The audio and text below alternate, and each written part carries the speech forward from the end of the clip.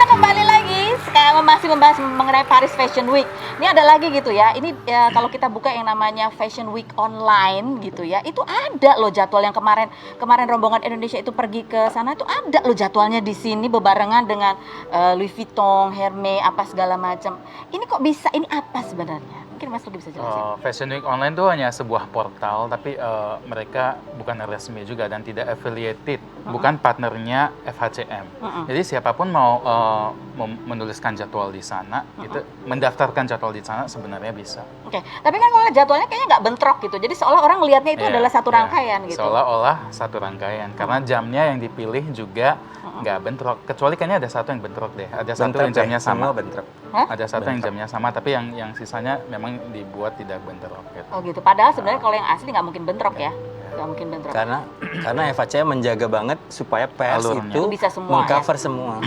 Jadi ini banyak yang terkecoh bahwa ini adalah terhubung dengan Paris Fashion Week, padahal nggak ada hubungan. Padahal ini bukan acuannya, jadwal yang resmi cuma ada satu. Kalau mau masuk di jadwal ini gimana caranya? Bayarkah? Ada di websitenya tertulis, tinggal bayar. Harganya juga ada di sana. Oh gitu? Oh semudah itu ya. Oke, baik. Ini ada lagi di postingannya, kalau ini dari postingan Wanda Hamidah. Ini juga salah satu yang dia banyak sekali bersuara. Dia bilang gini, ini nih ada proposalnya 500 juta saudara-saudara tanpa kurasi, kamu punya duit bisa ikut gitu. Ini seperti apa sih sebenarnya? Kenapa kok ini, gimana caranya berangkat dari sini ke situ tuh gimana sih? Mungkin Mas Luki bisa jelasin. Cara untuk emang gimana caranya maksudnya masuk ke ikutan gitu ya. Ke sana terus bisa sebagai apa nih? Sebagai brand desainer atau sebagai penonton? Ya event lah atau apa ya, acara bisa. Kalau sebagai desainer itu caranya sudah jelas sih di website FHCM caranya gitu ya. Kamu harus punya legal structure, harus punya satu koleksi yang sudah komersial gitu. Kemudian harus punya komitmen untuk ikut ke Paris Fashion Week ke depannya gitu. Kalau sebagai tamu sebenarnya itu banyak sih faktornya. Biasa kamu diundang oleh brand atau misalnya memang kamu editorial memang serius gitu ya, memang untuk fashion ya. Iya, yang pasti editor yang jurnalis yang benar-benar bisa diundang. Kayak ini kan di sini kan yang kemarin itu beberapa brand yang diundang kemarin yang rombongan Indonesia itu menyebut bahwa mereka diundang oleh Paris Division gitu untuk bergabung di Paris Fashion Week gitu ya. Ada tuh beberapa yang menyebutkan seperti itu nih.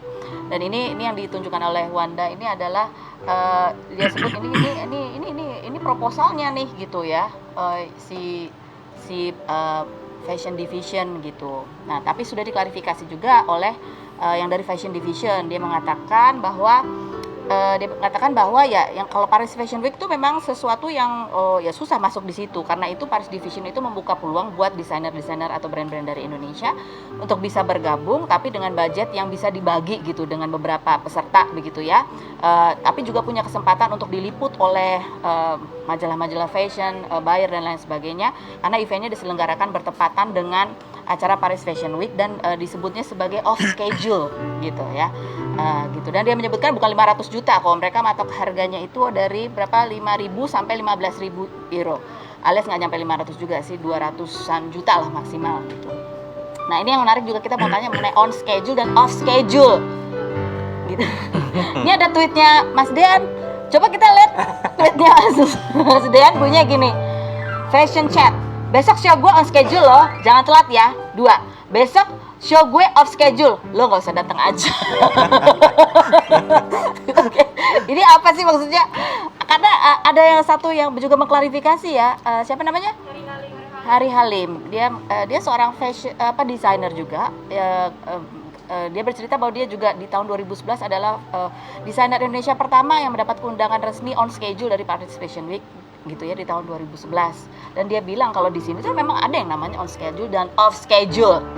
Oke, silakan, siapa yang mau menjelaskan nih? Mas Luki?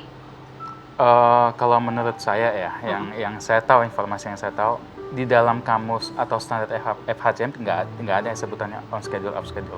Itu hanya contohnya sebuah istilah jalanan buat ya independent show saja. Off schedule mau dijelaskan bagaimanapun, artinya it's still just a show in Paris. Just a show in Paris. Kalau menurut saya ya, karena belum ada yang pernah menjelaskan bisa off schedule itu apa gitu loh. Jadi mau dijelaskan bagaimanapun, ya tetap it's just a show in Paris. Nah. Jadi nggak ada tuh off schedule itu resmi adalah bagian dari Paris Fashion Week, nggak gitu ya? Nggak. Kita sebagai media kita berpegang pada yang reliable ya, yang resmi yang kita pegang karena itu reputasi kita sebagai orang media dan itu dikeluarkan oleh FHCM. Yang ada di situ semua ya itulah yang dia pegang. Di luar itu tentu dia tidak bertanggung jawab ya. Bagaimana mentanggung jawabin yang tidak di dalam pegangannya dia. Ini kalau sebagai jurnalis fashion ya menulis apa nih ketika kalau kita lihat ada beberapa tahun gitu ya di berbagai media ditulis ini pernah pergi mewakili Indonesia memeriahkan Paris Fashion Week itu dari tahun 2010 katanya, tapi ada juga artikel dari tahun 2015 desainer ini dari berbagai. Ini kalau dari sisi jurnalis nulisnya apa? Padahal mungkin itu sebenarnya bukan on schedule Paris Fashion Week, tapi ya tadi side show, bukan apa ya namanya itu ya, just a show in Paris. Itu nulisnya apa? Berdasarkan pengalaman saya mulai meliput Paris Fashion Week tahun 2000, 22 tahun yang lalu. Dan saya tidak pernah menuliskan hal-hal yang di luar ditetapkan oleh Fédération de la Couture et de la Mode. Kalau nggak ada, kita nggak nulis karena itu beresiko buat reputasi kita. Jadi nggak pernah nulis yang the show in Paris during the Paris Fashion Week, nggak pernah ditulis? Nggak berani lah. Bagaimana pertanggungjawabannya? Institusi apa yang memegang mereka di Prancisnya gitu.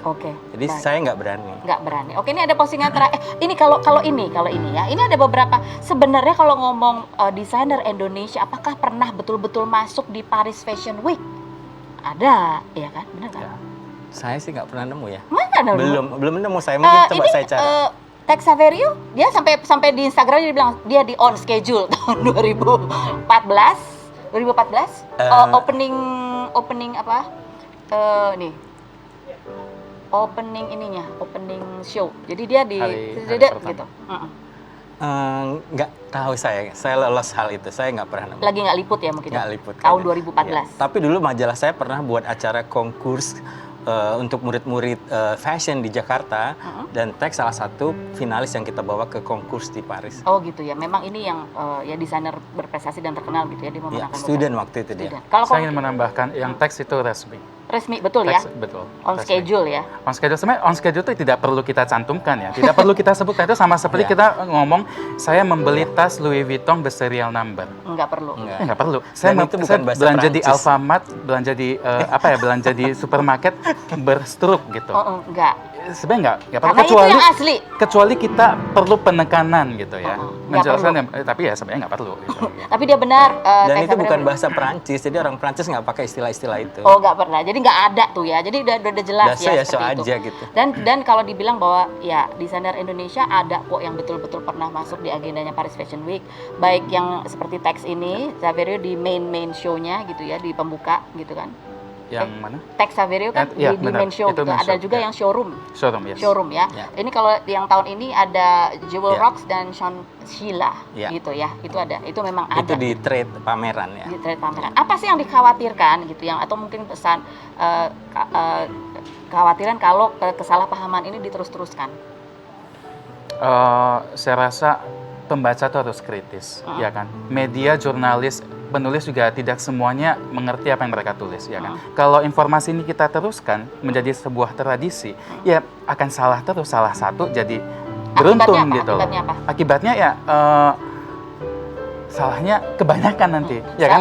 Kalau kedengaran oleh orang yang mengerti, terutama media luar yang benar mengerti, ya itu ya sangat memalukan industri fashion kita sendiri gitu loh. Dan jangan sampai hal ini atau keributan ini mengalihkan kita pada yang memang betul-betul berprestasi gitu, yang memang betulnya harus disorot karena masuk ke dalam Paris Fashion Week itu juga susah gitu ya. Bukan berarti mengecilkan usaha yang lain gitu ya. Tetapi ya taruhlah semua penghargaan itu sesuai dengan porsinya.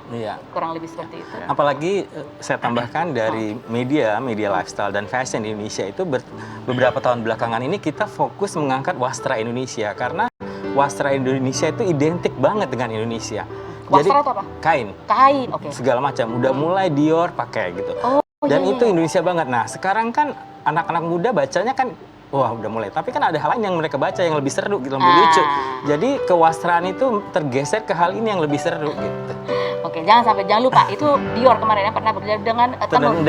Tenun. Ndek Bali. Dari Tenun Bali ya? Iya. Oke, baiklah. Mas Dean, Mas Lucky, terima kasih banyak untuk informasi. Mudah-mudahan kita jelas, nggak usah lah, udahlah, nggak usah kita bully-bully yang lain gitu ya. Ya. Ini cukup menjadi pengetahuan kita, bersyukur ada ini, jadi kita tahu. Tapi kesalahan jangan diterus-terusin. Kalau kata Ko Lucky, mau belajar yang mana? Yang benar apa yang salah gitu. Oke, ada bintang tamu yang akan kita ajak berbincang. Kita lihat dulu profilnya berikut ini. Ridho Syafarudin, penyanyi jebolan ajang dangdut berusia 25 tahun ini menikah dengan Syifa Aisyah Fauziah pada 17 Oktober 2021 setelah saling kenal lewat komunitas motor trail tahun 2020. Pria yang sempat dihujat netizen karena memaksa istrinya makan makanan yang sudah dijilatnya ini, Februari kemarin rumah tangganya ramai diperbincangkan setelah saling unfollow dan hapus foto, namun diklarifikasi bahwa sang istri hanya pura-pura marah untuk memberinya kejutan ulang tahun.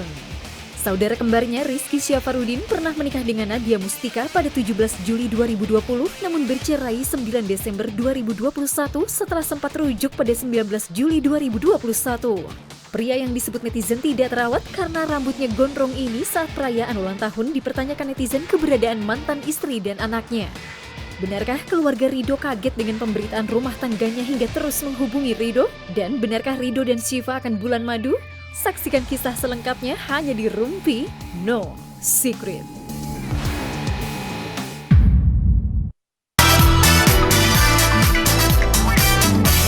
Secret.